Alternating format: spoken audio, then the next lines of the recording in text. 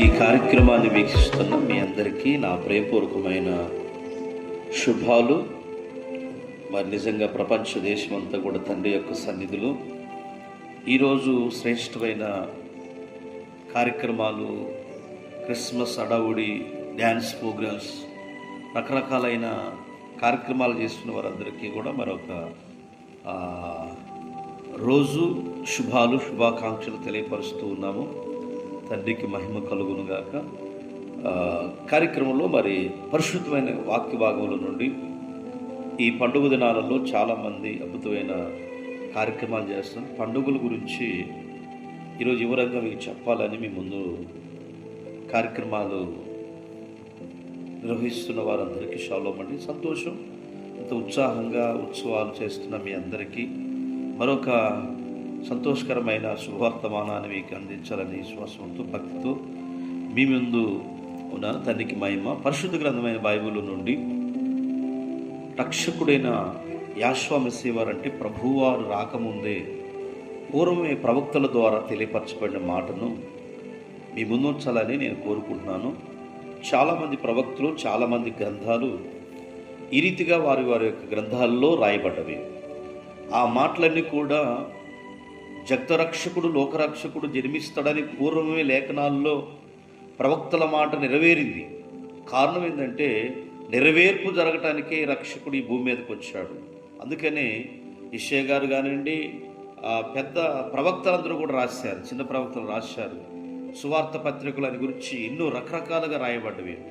ప్రియ సహోదరి సహోదరులారా, మేకా గ్రంథంలో అద్భుతమైన వాక్యం మేకా ప్రవక్త క్లియర్గా రాశాడు. ఏంటి అని అంటే 5వ అధ్యాయం 2వ వచనంలో, బెత్లెహేము ఎఫ్రాతా, ఏలబోయేవాడు నీలో నుండి వచ్చును, పురాతన కాలము మొదలుకొని శాశ్వత కాలము ఆయన ప్రత్యక్షమగును అని ఈ శ్రేష్టమైన వాక్య భాగం రాయబడింది.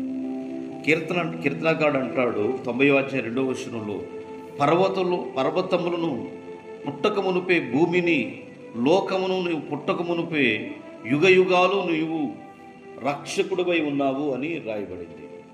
సృష్టికర్త అయి ఉన్నావు అని రాయబడింది.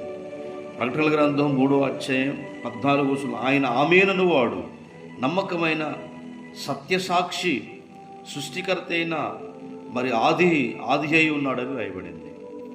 యోహాను పత్రిక యోహాను సువార్త 1వ అధ్యాయం 1వ వచనంలో, ఆది యందు వాక్యముండు, వాక్యమే యావే తన యొద్ద ఉండును, వాక్యమే యావే ఉండేను అని రాయబడి, సృష్టికర్త అయి ఉన్నాడు రాయబడి.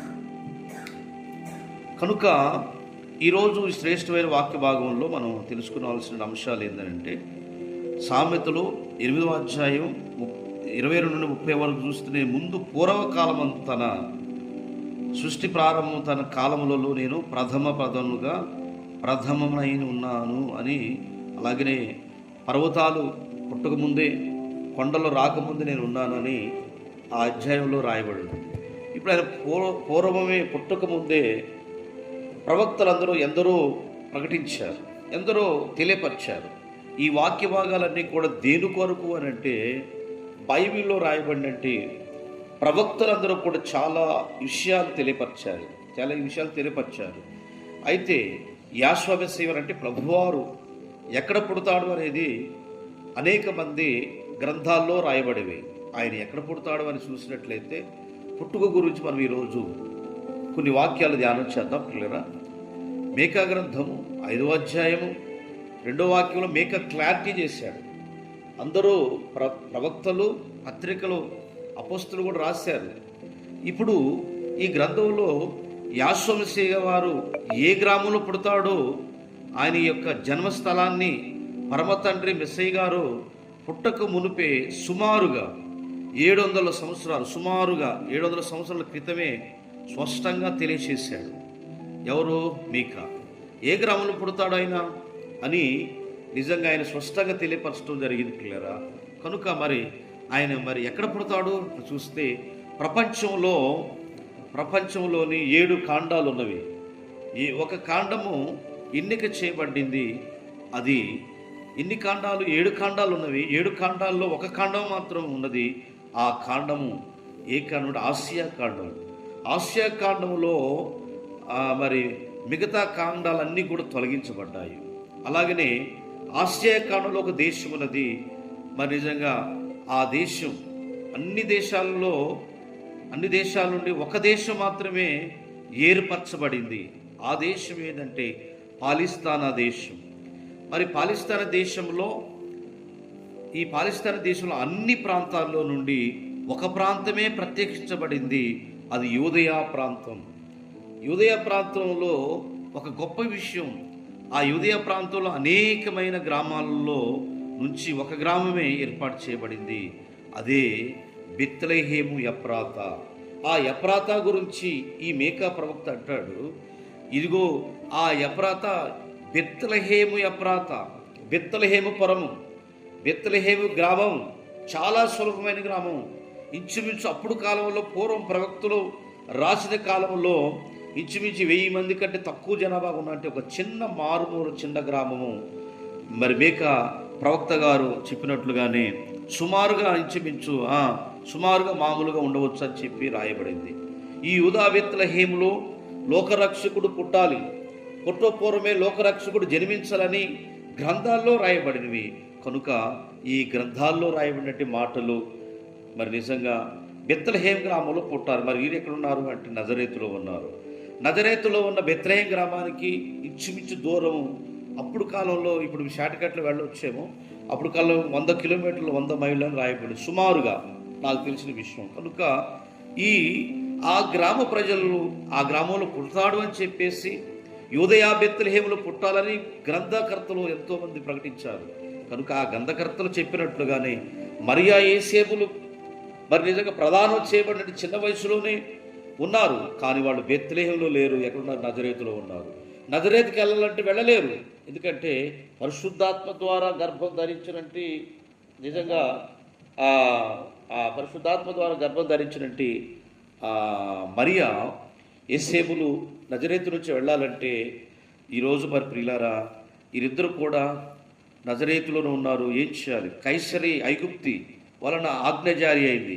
సర్వలోకమునకు ప్రజాసంఖ్య రాయించవలనని ఆజ్ఞ జారీ అయిను. డబ్బుకు మోగిందయా, మీరు మీ దేశాలకు వెళ్ళి ప్రజాసంఖ్యలు మీ పేరు నమోదు చేసుకుంటూ హో అని ఎప్పుడైతే లోకస్వార్త 2వ అధ్యాయం రాయబడి ఉంటుంది. కనుక ఆ డబ్బుకు మోగింది. వీళ్ళు ప్రజాసంఖ్యకి వెళ్ళిపోయారు బెత్లెహేముకి. మరియా యేసేపులు కూడా వెళ్ళాలి. బయటికి వెళితే చట్టం ఉంది. మోషే ధర్మశాస్త్ర ప్రకారంగా ఏ స్త్రీని తప్పు చేస్తే ఆమెని శిక్షించాలి. ఏం చేయాలి? రాళ్లతో చంపాలి. కానీ మరియా శుభం కలుగునుగాక, దయాప్రాప్తురాలు, శుభము కలుగునుగాక అని చెప్పేసి ఎంతోమంది మరి నిజంగా దేవదూతతో చెప్పినప్పుడు నిజంగా ఆ మరియకి శుభవార్త కాదు కానీ దుర్వార్త. ఎందుకంటే పెళ్లి కాకుండానే గర్భం ధరించినట్టు స్త్రీని ఏమంటారంటే చాలా రకరకాలైన చూపులు చూస్తారు. కనుక ఇప్పుడు ఈయన బైబిల్లో ఉన్నట్టు పండుగల్లో ఈ క్రిస్మస్ పండుగ ఎక్కడ కూడా కనిపించదండి. చాలా పరమదినంగా మనం చేసుకుంటున్నాం గ్రామాల్లో, పట్టణాల్లో. అసలు నవంబర్ 15వ తారీఖు నుండి ప్రారంభమైంది. అందరూ పిలుస్తూ ఉన్నారు. 15 నుండి డిసెంబర్ నెలంతా కూడా అద్భుతమైన రీతిగా ఘనముగా చేస్తున్నారు, సువార్త ప్రకటిస్తున్నారు, డ్యాన్స్ ప్రోగ్రాం పెడుతున్నారు. స్టార్గా అసలు చాలా సంతోషం. ప్రపంచ దేశాలు, ఒక్క దేశం కాదు అన్ని దేశాలు చేస్తున్నట్టు ఈ పండుగలో బైబిల్ ఎక్కడా కనిపించదు. కానీ బైబిల్ పండుగలు ఏంది అని మనం చూసినట్లయితే బైబిల్ చాలా విలువైంది. నిజంగా అద్భుతమైనగా బైబిల్లో రాయబడిన పండుగలు ఏంటంటే ఈ బైబిల్లో రాయబడి ఇవ్వండి శ్రేష్టమైన ఆ పండుగలు ఏంటంటే 7 పండుగలకు ఇజ్రాయేలుకి ఇచ్చాడు. ఆ 7 పండుగలలో ముఖ్యమైన 3 పండుగలని ద్వితీయోపదేశకాండం 16వ అధ్యాయం 16వ వచనంలో రాయబడింది. ముఖ్యమైన పండుగలు ఏ పండుగలు? 3 పండుగలు. అది పస్కా పండుగ, పర్ణశాల పండుగ, పెంతెకోస్తు పండుగ. పెంతెకోస్తు పండుగ ఎప్పుడు ప్రారంభమైంది? పర్ణశాల పండుగ ఎప్పుడు ప్రారంభమైంది? పస్కా పండుగ ఎప్పుడు ప్రారంభమైంది అని చూసినట్లయితే బైబిల్లో కొన్ని నెలలు ఉన్నాయి. మొట్టమొదటిగా మనం క్యాలెండర్లోకి వెళ్ళినప్పుడు ఈరోజు మరియా యేసేపులు ఎక్కడున్నారు? బెత్లెహేములో. యేసేపు గోత్రం ఏంటి? మరియ గోత్రం ఏంటి? మరియమ్మ గోత్రం లేవి గోత్రము, యేసేపు గోత్రం యూదా గోత్రం. ఈ గోత్రంలో పుడతాడని పూర్వమే రాయబడిన మాటలు మనం చూసాం. కనుక ఈరోజు చెప్పడే మాట ఏంటంటే ప్రపంచంలో 7 క్యాలెండర్లు ఉన్నవి. ఎన్ని క్యాలెండర్లు ఉన్నాయి? 7 క్యాలెండర్లో అద్భుతమైన రీతిగా బైబిల్లో ఉన్నటువంటి క్యాలెండర్ని ఎవరూ పాటించట్లేదండి. ప్రపంచంలో ఈనాడు ప్రపంచ దేశాలు రోమా సామ్రాజ్యం చేతి కింద ఉన్నాయి. ప్రపంచ దేశాల్లో ఉన్న 7 క్యాలెండర్లో యూదుల క్యాలెండర్ ఒకటి, ఇస్లాం క్యాలెండర్ 2, హిందూ క్యాలెండర్లు 3, రోమేల్ క్యాలెండర్లు 4, జైన్ క్యాలెండర్లు 5, బుద్ధులు క్యాలెండర్లు 6, అలాగే సిక్కుల క్యాలెండర్లు 7, బైబిల్ క్యాలెండర్లు నిజంగా బుద్ధుడి క్యాలెండర్ 6, బైబిల్ క్యాలెండర్ సిక్కుల క్యాలెండర్లు 7. బైబిల్లో రాయబడినట్టు నెలలో 12 నెలలు ఉన్నవి కనుక ఇవి ఎవరో పాటించరు, అవి బైబిల్ నెలలో రాయబడింది. ఈ నెలలో మొట్టమొదటి నెలలోనూ రక్షకుడైన యాషోమసీహ గారు చనిపోయి తిరిగి లేచినట్లుగా, అలాగనే ఇజ్రాయేలీలు గొర్రెపిల్లగా వధించి పస్కా పండుగ చేసుకున్న పస్కా పండుగలో మాత్రమే చనిపోయాడు. ఆయన మరణం ద్వారా మనకు రక్షణ వచ్చింది, ఆయన రక్తం చిందించడం ద్వారా వచ్చింది. కానీ మరి ఆ పస్కా పండుగ 14 సాయంత్రము అంటే క్రొత్త నెల బైబిల్ ప్రకారంగా అబీబు నెల, అది మరి నిజంగా ఆ క్రొత్త నెలలో 14 సాయంత్రము నిజంగా యాషోమసీహ గారు చనిపోయినట్లుగా రాయబడింది. ఇంతకు మనం చనిపోయిన దినాన్ని అలాగే పర్ణశాల పండుగ గురించి, పస్కా పండుగ గురించి, పెంతెకోస్తు పండుగ దేనికి సాదృశ్యంగా ఉందంటే పస్కా పండుగ అబీబు నెల, అలాగే క్రొత్త సంవత్సరం బైబిల్ క్యాలెండర్ ప్రకారంగా 14 సాయంత్రం ఆయన చనిపోయినట్లుగా రికార్డ్ అయింది బైబిల్లో. ఇబ్రూకి బైబిల్లో కానీ తెలుగు బైబిల్లో కానీ మరి చాలా బైబిల్ గ్రంథాల్లో హిస్టరీలో మనం చూసినట్లయితే అబీబు నెల 14 సాయంత్రం తెలుగు బైబిల్లో కూడా పస్కా పండుగలో మరణిస్తాడని చెప్పేసి రాయబడింది. ఆ సువార్తనే ప్రకటించమని ప్రవక్తలు అపొస్తలులు చెప్పారు. అపొస్తలుల కార్యాల గ్రంథంలో లోక పాపాలు మోసుకుని 50 గొర్రెపిల్లని చెప్పేసి దేవుని గొర్రెపిల్లని చెప్పేసి యోహాను సువార్తలో 1వ అధ్యాయం 20 రాయబడింది. 29లో అక్కడ చూసినట్లయితే 1వ అధ్యాయంలో. అలాగనే 1 కొరింథీ 5వ అధ్యాయంలో 6వ వచనం నుండి చూసినట్లయితే పస్కా పండుగ ఇంతేకాదు మెస్సయ్యను పస్కా పశువు వధించబడును పస్కా పండుగలో, కనుక దుర్మార్గత మీరు పండుగ ఆచరించబాక రాయబడింది. అది లోక పాపాలు మోసుకునే గొర్రెపిల్ల కాదు, అది మామూలు గొర్రెపిల్ల. లోక పాపాలు మోసుకుపోయే యావే తండ్రి గొర్రెపిల్ల రక్షకుడైన యాషోమసీహ వారు. కనుక ఈ పండుగ దినాలను దేవుడు ఏర్పాటు చేశాడు. మానవులు ఏర్పాటు చేసిన పండుగలు, బైబిల్ లేని పండుగలు చాలా ప్రపంచంలో ఉన్నవి. క్యాలెండర్ల ప్రకారంగా రాయబడినట్లుగా వారు చేసే పండుగలు చాలా ఉన్నవి. కానీ బైబిల్లో రాయబడిన పండుగలు మాత్రం ముఖ్యమైన పండుగలు 3. ఒకటి మరణము, ఒకటి పునరుద్ధానము, 3వది పర్ణశాల. పుట్టుక, మరణము, జననము, ఈ మరణము జననమే రాయబడి కనుక ఇవి వీటికంటే గొప్ప సువార్త లేదని చెప్పేసి కొరింథీ పత్రిక 1వ అధ్యాయంలో 15వ వచనంలో రాయబడింది. ఏంటంటే ఒక గుడ్ న్యూస్, మంచి వార్త మీకు తీసుకుని వస్తున్నాను. కనుక ఆ వార్త ఏంటంటే లేఖనాల ప్రకారంగా మన రక్షకుడైన యాషోమసీహ వారు చనిపోయిన లేఖనాల ప్రకారం సమాధించాను, లేఖనాల ప్రకారంగా తిరిగి లేచినట్లుగా రాయబడింది.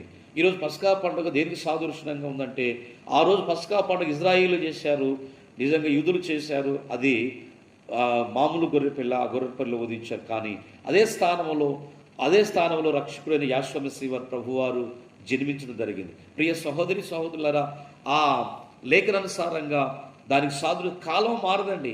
కాలం ఎప్పుడూ కూడా ఒకేలాగుంటుంది. అది సృష్టికర్త కలుగుగాకంటే కలిగింది కాబట్టి మానవులు కాలాల్లో రాజులు సైతం ప్రవక్తలు సైతం మారవచ్చు, కానీ కాలం మారదు. అందుకని అది స్థిరపరిచి ఈ యోహాను ఆదికాండంలో 1:14 రాయబడింది, సంవత్సరములను దినచర్యలను అలాగే కాలమానాన్ని తెలుపుటకు పెద్ద జ్యోతిని చిన్న జ్యోతిని నియమించినట్లుగా ఆదికాండంలో రాయబడింది. కాలం ఎప్పుడు మారదు కాబట్టి అదే కాలమాన ప్రకారంగా యాషోమసీహ వారు చనిపోయారు. అబీబు నెల క్రొత్త సంవత్సరం బైబిల్ క్యాలెండర్ ప్రకారంగా 14 సాయంత్రం అయినా మరణించాడు. అలాగే వెళ్ళిన తర్వాత పస్కా పండుగ అని చెప్పేసి మరి మత్తయి సువార్త 28వ అధ్యాయం 26, 27, 26 అలాగే 25-4 చూసినట్లయితే ఆ అధ్యాయాల్లో కనిపిస్తుంది. అలాగనే మార్కు సువార్త 11, 12 అలాగనే 14 అధ్యాయాల్లోను 16 అధ్యాయాల్లో క్లారిటీ ఇస్తాడు. లోకా సువార్త 24వ అధ్యాయం కాడ నుంచి వెనక్కి 20 అధ్యాయం 19వ వచనం కాడ చూస్తే ఈ పండుగ గురించి రాయబడింది, పస్కా పండుగ గురించి.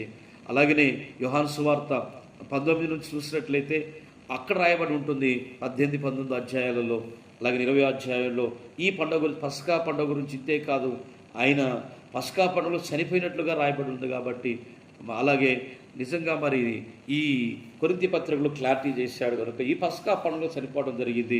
ప్రథమ ఫలముల పండుగ అంటే ప్రథమ ఫలముగా రక్షకుడైన యాషోమసీహ పస్కా ఎల్లుండి 50వ రోజు పెంతెకోస్తు పండుగ. అపొస్తలుల మీద కుమ్మరించబడినట్టు పరిశుద్ధాత్మ ఆయన ఎప్పుడైతే తిరిగి లేచాడో 3వ రోజున ఆ 50వ రోజున వచ్చేది పెంతెకోస్తు పండుగ, పర్ణశాలల పండుగ. అలాగే పస్కా పండుగలో ఏటేటా తల్లిదండ్రులను మరి నిజంగా మందిరానికి, ఎక్కడికి, యెరూషలేము మందిరానికి వెళ్ళినట్లుగా లోకాసు వార్త 2వ అధ్యాయం 40 నుండి 43 చెప్పినట్లుగా రాయబడింది. పస్కా పండుగ తల్లిదండ్రులతో సహా వెళ్ళినట్లుగా రాయబడింది. అలాగనే పెంతెకోస్తు పండుగ గురించి ప్రథమ ఫలములని పాత నిబంధనలు, క్రొత్త నిబంధనలు రక్షకుడు ప్రథమ ఫలముగా ఆయన చనిపోయి 50వ రోజు తిరిగి లేచినట్లుగా ఆది అపొస్తలులు మరి చేసిన అందరూ ఒక మేడగదిలో కూర్చున్నప్పుడు పరిశుద్ధాత్మ కుమ్మరించబడిన 50వ రోజే పెంతెకోస్తు పండుగ. ఆ పండుగ గురించి బైబిల్లోను రాయబడింది, కొరింథీ పత్రికలోను.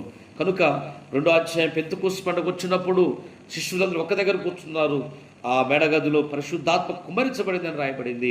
అలాగే పర్ణశాలల పండుగ, అద్భుతమైన పండుగ గురించి బైబిల్లో నెహెమ్యా గ్రంథం 8, 13, 16 వచనంలో 7వ మాసంలో 7వ నెలలో వస్తుందని లేవీకాండం 23, 33 రాయబడింది కనుక.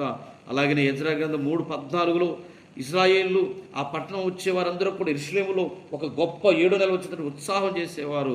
నెహెమ్యా గ్రంథం 8, 14లో కూడా యావే తండ్రికి ఇచ్చిన దయచేసిన 7వ నెలలో ఆయన పాకలు అంటే పశువుల పాక, పర్ణశాల అంటే ఆకులతో కట్టబడేది ఒక గుడారము, గుడారాల పండుగ చెప్పేసి నిజంగా కీర్తనకాడు అంటాడు. కనుక ఆ గుడారము ధరించుకొని వచ్చినట్టు కృపాసత్య సంపన్నుడు మన రక్షకుడు మన దగ్గరకు వచ్చినట్టు పండుగే పర్ణశాలల పండుగ. ఆ పర్ణశాలల పండుగ మరి నిజంగా ఏతానయం 7వ నెల బైబిల్ క్యాలెండర్ ప్రకారంగా 14 సాయంత్రం జననానికి సాదృశ్యంగా ఆ పర్ణశాలల పండుగలో లోకరక్షకుడు యెహోషువ మెస్సీయ గారు జన్మించడం జరిగింది. కనుక ఆ పండుగలలో మరి నిజంగా లోకాసు వార్తలు అద్భుతంగా మనకు తెలియపరిచిన మాట ఏంటంటే 1వ అధ్యాయం మరి 23 నుంచి చూసినట్లయితే 26 వరకు చూసితే 6వ నెలలో గాబ్రియేలుని దేవదూత గలిలయలోని నజరేతులో ఊరిలో దావీదు వంశీయుడు యేసేపు దగ్గరికి ఒక పురుషుని దగ్గర ప్రదానం చేయబడిన కన్యక యొద్దకు దేవుని చేత పంపబడిన ఒక కన్యక పేరు, ఆమె పేరు మరియా. ఆ దూత వచ్చి దయాప్రాప్తురాల శుభము కలుగునుగా అని చెప్పేసి నీ స్నేహితురాలైన ఎలిజబెతమ్మ 6వ మాసంలో గర్భం ధరించింది కాబట్టి నీవు గర్భం ధరించి కుమారుడు కందు అని చెప్పేసి రికార్డ్ అయింది. ప్రియ సహోదరి సహోదరులారా, ఆ 7వ మాసం నిజంగా 7వ నెల బైబిల్ క్యాలెండర్ ప్రకారంగా ఆ 7వ నెల 14 సాయంత్రము నిజంగా లోకరక్షకుడు జన్మించడం జరిగింది. కాబట్టి ఇది బైబిల్ రికార్డ్ అయింది. కనుక ఆయన పుట్టుక, ఆయన మరణం, ఆయన పుట్టాడు, తిరిగి లేచాడు, చనిపోయాడు, తిరిగి లేచాడు, ఇవన్నీ కూడా జనన మరణ పునరుద్ధానాల పండుగలే. కనుక ఈ లేఖనానుసారంగా శ్రేష్టమైన గ్రంథాలు తెలియపరిచే పండుగలు కాబట్టి ప్రతి ఒక్కరూ కూడా లేఖనాల్లో లేని పండుగలు, ఉత్సాహ కాలాలు, ఎన్నో విచిత్రమైన మరి పండుగలు చేస్తున్నారు. అయినప్పటికీ కూడా బైబిల్లో రాయబడిన పండుగలు వారు పండుగలు సీజన్గా వచ్చే పండుగలు చేస్తూ ఉన్నారు.